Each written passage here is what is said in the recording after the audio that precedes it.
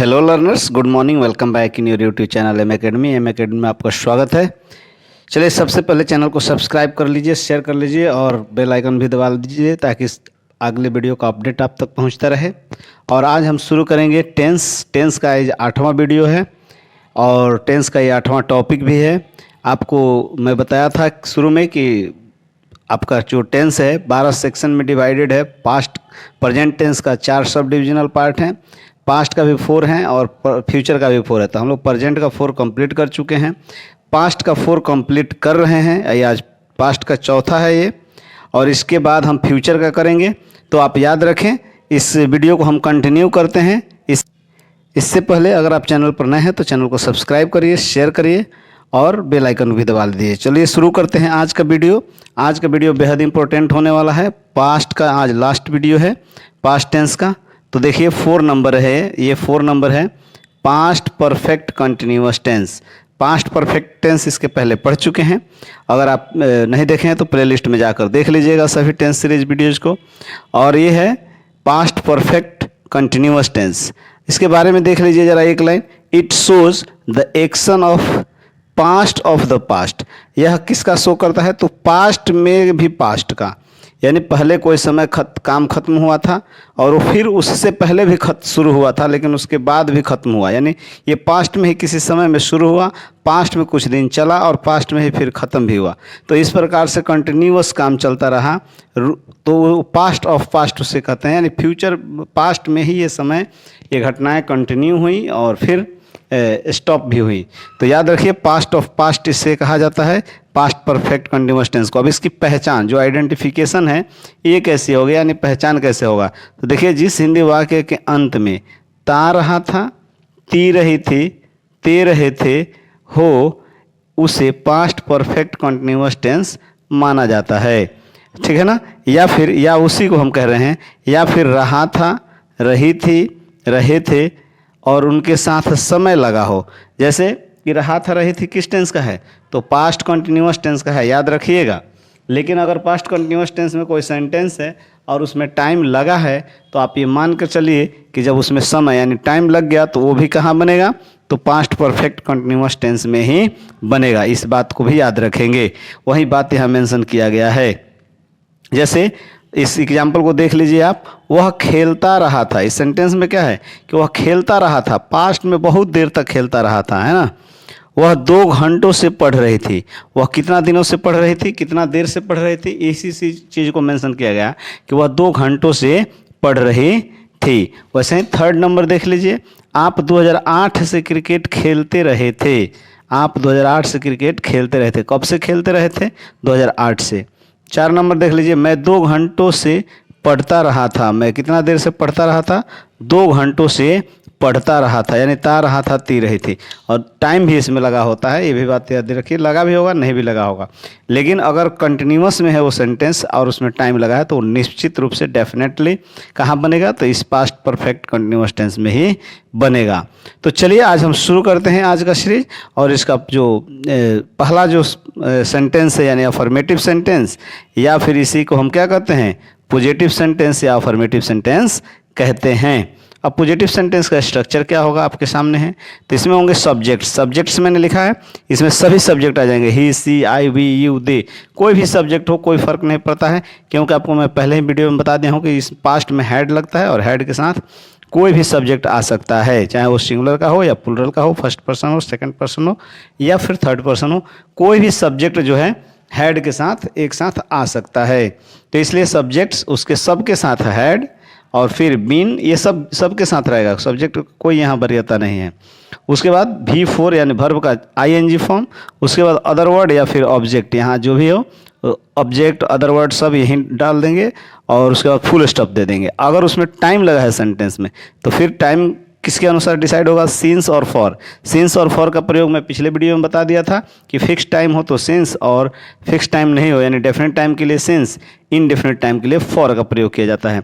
और since for लगाने के बाद कोई एक इसमें से लगाएंगे जिसके अनुसार समय होगा सेंटेंस में। उसके बाद टीपी। टीपी क्या है? तो आपको याद है, बताइए जरा क्या है? Time period. टीपी किसको हम लिए थे? टाइम पीरियड को शॉर्ट में लिखे थे। तो आप इस बात को याद रखिएगा।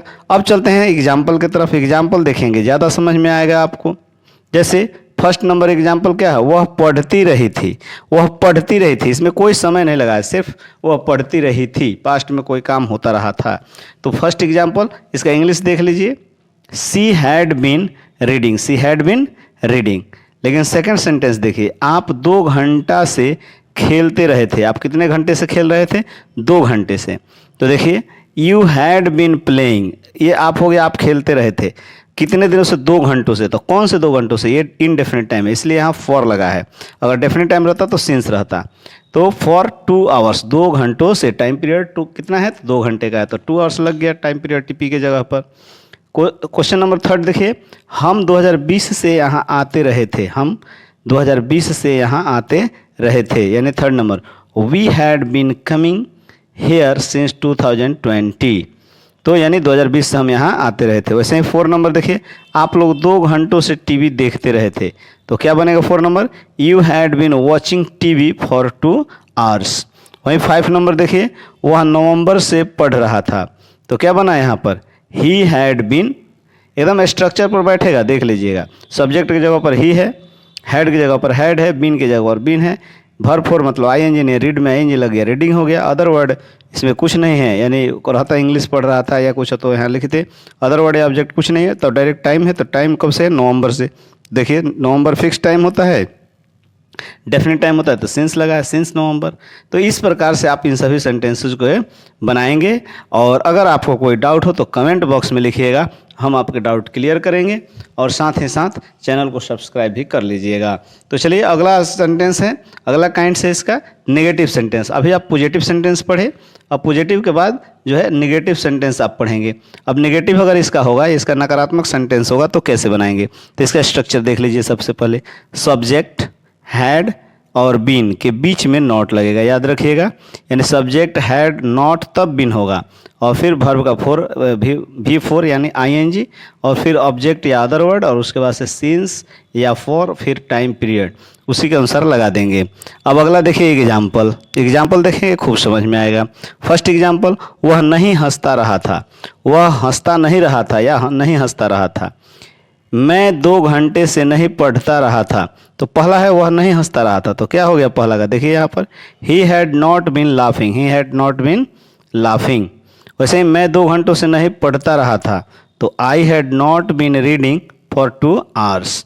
वैसे ही 3rd नंबर देखिए, आप सोमवार से नहीं पढ़ रहे थे, you had not been reading since Monday, यानी मंडे से, तो मंडे क्या सिंस क्यों लग गया, क्योंकि मंडे फिक्स टाइम है, डेफिनेट टाइम है, यहाँ 2 आवर्स लगा है, फॉर लगा है, क्यों, फॉर इनडेफिनेट टाइम है। तो आप डेफिनेट टाइम इनडेफिनेट टाइम मैंने बहुत अच्छा से समझाया था, तो आप पिछले वीडियो में किस में, प्रेजेंट परफेक्ट कंटीन्यूअस टेंस में इसको डिटेल बताया था, तो उसे एक बार ज़रूर देख लीजिएगा।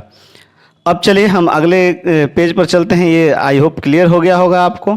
अब नेक्स्ट जो है 3rd, yes no interrogative sentence. आप पहले वीडियो देखे होंगे तो याद होगा यस नो क्वेश्चन या यस नो इंट्रोगेटिव क्या है। तो ये इसका ये जो क्वेश्चन होता है ना, यस नो क्वेश्चन, इससे इसका जो हमेशा आंसर आता है वो यस नो में ही आता है। तो इसको इसलिए इसका नाम यस नो क्वेश्चन या यस नो इंट्रोगेटिव या फिर सिंपल इंट्रोगेटिव के नाम से भी इसे जाना जाता है। अब इसका स्ट्रक्चर देख लीजिए, आपके सामने है, हैड होगा। अब इसमें क्या होगा, हैड पहले आएगा, और जब पहले आएगा तो एच कैपिटल होगा। तो हैड, वो हैड के बाद कोई भी आपका जो सेंटेंस में सब्जेक्ट होगा वो होंगे, उसके बाद बीन होंगे, और उसके बाद वर्ब का चौथा रूप, और फिर अदर वर्ड या ऑब्जेक्ट, और फिर सिंस और फॉर के साथ टाइम पीरियड ऐड करेंगे और क्वेश्चन मार्क लगाएंगे, क्योंकि ये क्वेश्चन ही है। तो अगला एग्जाम्पल देखेंगे आप यहाँ पर, क्या आप खेलते रहे थे, क्या आप खेलते रहे थे। अब देखिए क्या लग गया ना, तो अगर आप खेलते रहे थे तो हाँ, नहीं खेलते रहे तो नो, यानी यस नो, खेल रहे थे तो यस, नहीं खेल रहे थे तो नो, इसलिए यह यस नो इंट्रोगेटिव है। तो कह रहा है कि क्या आप खेलते रहे थे, तो आप क्या बनाएंगे, had you been playing, had you been playing. Second देखिए, क्या वह 2 घंटों से पढ़ रही थी, तो had she been reading, had she been reading for 2 hours, क्या वह 2 घंटों से पढ़ती रही थी। आगे देखिए 3rd नंबर, क्या हम लोग यहाँ 2020 से आ रहे थे, तो 3rd नंबर यह करा, यानी had we been coming here, यहाँ हियर होगा सिंस 2020, क्या हम लोग यहाँ 2 वर्षों से, सॉरी वर्षों, क्या हम लोग यहाँ 2020 से आते रहे थे, तो had we been coming here since 2020। वैसे 4 नंबर देखिए, क्या आप सुबह से दौड़ते रहे थे? Had you been running since morning, क्या आप सुबह से दौड़ते रहे थे? तो आप देख रहे हैं इसी प्रकार के जो सेंटेंस हैं आपको बनाने हैं और करने हैं। और हम चलते हैं अगले स्लाइड पर। अब यस नो क्वेश्चन का जो है इंट्रोगेटिव का या क्वेश्चन का नेगेटिव सेंटेंस देखेंगे। अभी जो पिछला वीडियो देखे, पिछला पेज देखे जिस पर वो इंट्रोगेटिव का पॉजिटिव सेंटेंस था यस नो क्वेश्चन का, अब उसी का ये नेगेटिव होगा। अब नेगेटिव होगा तो इसका स्ट्रक्चर भी चेंज होगा। तो स्ट्रक्चर देख लीजिए, कुछ ज़्यादा विशेष चेंज नहीं होगा। हैड होगा, उसके बाद सब्जेक्ट्स होंगे, उसके बाद नॉट और फिर बीन, यानी कभी भी आपको जो नॉट देना है ना, सब्जेक्ट और बीन के बीच में देना है। फिर V4 रहेगा यानी ING, फिर ऑब्जेक्ट या अदर वर्ड, उसके बाद सिंस या फॉर, और फिर टाइम पीरियड। अब ये सिंस फॉर आप अकॉर्डिंग टू सेंस लेंगे, यानी फिक्स टाइम होगा तो सिंस, और फिक्स नहीं होगा तो फॉर, यानी डेफिनेट टाइम के लिए सिंस, इनडेफिनेट टाइम के लिए फॉर। जैसे एग्जाम्पल देखिए आप, क्या आप नहीं खेलते रहे थे? क्या आप नहीं खेलते रहे थे? तो क्या होगा? Had you not been playing. वैसे ही सेकंड है, क्या वह 2 घंटों से नहीं पढ़ रही थी? तो देखिए, had she not been reading for 2 hours, और 2 आवर्स 2 घंटों से, तो कौन से 2 घंटों से? इनडेफिनिट टाइम है, इसीलिए वहाँ फॉर लगा है। अब देखिए थर्ड नंबर, क्या हम लोग यहाँ 2020 से नहीं आ रहे थे? तो देखिए, had we not been coming since 2020, क्या हम लोग 2020 से नहीं आ रहे थे? वैसे ही 4 नंबर, क्या आप सुबह से नहीं दौड़ते रहे थे? तो 4 नंबर देखिए, had you not been running since morning, क्या आप सुबह से नहीं दौड़ते रहे थे? तो had you not been running since morning. और मॉर्निंग क्यों? तो मॉर्निंग फिक्स टाइम होता है, याद रखिएगा। तो आई होप आप समझ रहे होंगे आज का वीडियो, और आज के वीडियो में अंत तक बने रहिए। और चलिए, आपके सेकंड लास्ट पेज आपके सामने है। अब WH इंट्रोगेटिव, और सबसे महत्वपूर्ण, आप कभी भी कन्वर्सेशन करते हैं तो इन सभी सेंटेंस का ज़रूरत पड़ता है, खास करिए WH इंट्रोगेटिव का। तो WH इंट्रोगेटिव सेंटेंस या WH क्वेश्चन सेंटेंस, तो आप उसको देखेंगे। इसका स्ट्रक्चर देख लीजिए ज़रा। WH वर्ड्स रहेंगे। WH वर्ड्स क्या हैं आपको मैं पहले भी बता चुका हूँ, जैसे व्हाट, वाई, वेयर, व्हेन, ये सभी वर्ड्स क्या होते हैं? WH वर्ड्स होते हैं, etc। उसके बाद से WH वर्ड रहेंगे, उसके बाद हेड लगा दीजिएगा, उसके बाद सब्जेक्ट रहेंगे आपके, फिर बीन रहेगा, फिर वर्ब का 4th फॉर्म यानी ING फॉर्म, फिर ऑब्जेक्ट या अदर वर्ड रहेगा, उसके बाद सिंस या फॉर रहेगा अगर टाइम पीरियड सेंटेंस में है तब, और उसके साथ साथ उसको जो भी टाइम पीरियड रहेगा उसको यहाँ लगा देंगे, टाइम पीरियड या पॉइंट ऑफ टाइम, याद रखिएगा। अब फर्स्ट सेंटेंस क्या है? वह क्यों दौड़ता रहा था। ध्यान से देखिए, वह क्यों दौड़ता रहा था, तो क्या बनेगा? क्यों का अंग्रेजी क्या हो जाएगा? वाई, तो वाई लिख देंगे। Why had he been running, why had he been running, वह क्यों दौड़ता रहा था।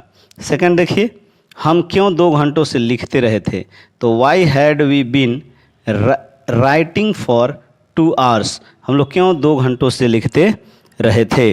वैसे थर्ड नंबर देखिए, वह क्यों महीनों से लिख रही थी, तो why had she been writing for months, महीनों से, कौन से महीनों से निश्चित नहीं है, इसलिए फॉर मंथ्स। वैसे 4 नंबर देखिए, राजू कब हंसता रहा था, तो कब का इंग्लिश क्या होता है? व्हेन, तो when had Raju been laughing, when had Raju been laughing, Raju कब हंसता रहा था। तो याद रखिएगा इन सभी सेंटेंस को, और बिल्कुल अच्छा से पढ़िए और अच्छा से समझिए, और बने रहिए वीडियो में, क्योंकि हम हर बार की तरह इस बार भी अंत में हम आपको कुछ वर्ड्स देंगे जो बहुत इंपॉर्टेंट वर्ड्स होते हैं, डेली यूज़ के वर्ड्स होते हैं। तो चलिए, अब ये लास्ट पेज है टेंस का, और इसके बाद वर्ड्स आएंगे, तो बने रहिए। चलिए 6 नंबर, WH इंट्रोगेटिव निगेटिव। अब अभी WH इंट्रोगेटिव पढ़े थे, अब उसी का ये निगेटिव होगा, यानी उसमें नकारात्मक सेंटेंस। तो इसका स्ट्रक्चर क्या होगा? तो WH होगा, फिर हैड होगा, फिर सब्जेक्ट्स होंगे, उसके बाद से नॉट लगेगा, उसके बाद बीन लगेगा, और फिर V4 लगेगा, और उसके बाद से अदर वर्ड लगेगा, और फिर अदर वर्ड या ऑब्जेक्ट होगा तो लगेगा, नहीं होगा तो नहीं लगेगा, फिर सिंस या फॉर अगर टाइम लगा हुआ है तो, और उसी के साथ उस टाइम पीरियड को या पॉइंट ऑफ टाइम को वहाँ दे देंगे। अब एग्जाम्पल देखेंगे यहाँ पर। फर्स्ट एग्जाम्पल देखिए और समझिए, वह क्यों नहीं दौड़ता रहा था, वह क्यों नहीं दौड़ता रहा था। अब यहाँ उस पिछला सेंटेंस क्या था? वह क्यों दौड़ रहा था, यहाँ नहीं दौड़ रहा था, यानी इसमें निगेटिव वर्ड लगा है, तो इसका सेंटेंस क्या बनेगा? Why had he not been running, वैसे ही हम क्यों 2 घंटे से नहीं लिखते रहे थे। तो why had we not been writing for 2 hours। वैसे ही थर्ड नंबर देख लीजिए, वह क्यों महीनों से नहीं लिख रही थी। तो वाई हैड सी नॉट कब लग रहा है, तो सब्जेक्ट और बीन के बीच में, बीन राइटिंग फॉर मंथ्स। वैसे 4 नंबर देखिए, राजू कब नहीं हंसता रहा था। तो when had Raju not been laughing, Raju कब नहीं हंसता रहा था। तो आप देख लिए, आई होप आपको ये समझ में आया होगा वीडियो, और इसको देखिए, 1-2 बार देखिए और बिल्कुल इस टेंस पर कमांड करिए। अगर टेंस पर कमांड हो गया तो समझिए कि आप 80% इंग्लिश सीख लिए। और वर्ड्स हो गया तो वर्ड्स समझिए कि बैकबोन कहा जाता है इंग्लिश का। तो आज का जो वर्ड्स है, इंपॉर्टेंट वर्ड्स है, आपके सामने है। जैसे अफ्लुएंट, अफ्लुएंट का मतलब होता है अमीर या धनवान, अमीर या धनवा या धनाढ़। कोई भी धनाढ़ व्यक्ति होता है, धनवान होता है, अमीर होता है, तो उसे अफ्लुएंट कहते हैं। कॉपियस, कॉपियस को होता है प्रचुर, बहुत अधिक, बहुत मात्रा में, प्लेंटी ऑफ। असॉल्ट, असॉल्ट का मतलब होता है हमला करना, है ना, किसी पर हमला कर देना गलत नियत से, तो उसे असॉल्ट कहते हैं। हैगल, हैगल का मतलब होता है झंझट करना, बखेड़ा करना। बाउंटी, बाउंटी का मतलब होता है उपहार या इनाम। इंटरप्ट, इंटरप्ट का मतलब होता है भंग करना। फ्रैंक, फ्रैंक क्या है, खुले दिल का, कोई आदमी फ्रैंक होता है, खुले दिल का आदमी होता है। लेथल, लेथल का मतलब होता है घातक, है ना, डेंजरस। ब्लस्टर, ब्लस्टर क्या होता है, धमकाना होता है। डर्थ, डर्थ, डर्थ का मतलब होता है अकाल, अभाव, कोई चीज़ डर्थ हो जाना यानी अकाल पड़ जाना, अभाव पड़ जाना।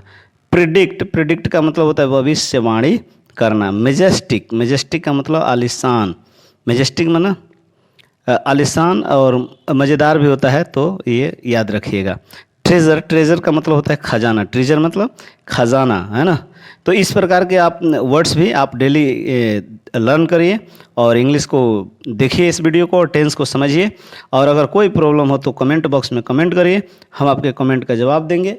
और वीडियो को बार बार देखिए। अगर चैनल पर नए हैं तो चैनल को सब्सक्राइब करिए, शेयर करिए और सजेस्ट भी करिए अपने फ्रेंड्सों के बीच में, ताकि सबको इसका लाभ मिल सके। और हम आपसे मिलेंगे अगले वीडियो में। तब तक अब हम आपसे विदा लेने चल रहे हैं। चलिए हम मिलते हैं अगले वीडियो में, तब तक के लिए जय हिंद, वंदे मातरम, थैंक यू।